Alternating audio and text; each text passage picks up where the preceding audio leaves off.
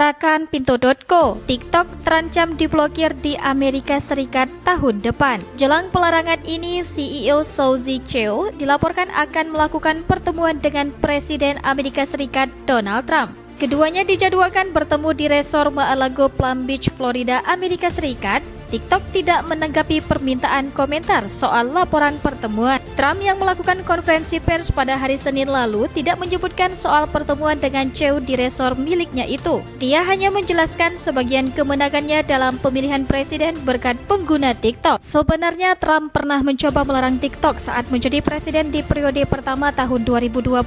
Namun pada kepemimpinannya kali ini dia nampaknya memiliki pemikiran yang berbeda. Sebelumnya dia juga sempat mengatakan akan melihat soal kemungkinan larangan yang bakal diterima TikTok nanti. TikTok melakukan sejumlah cara untuk membuat aturan itu dibatalkan, misalnya meminta Mahkamah Agung memblokir aturan.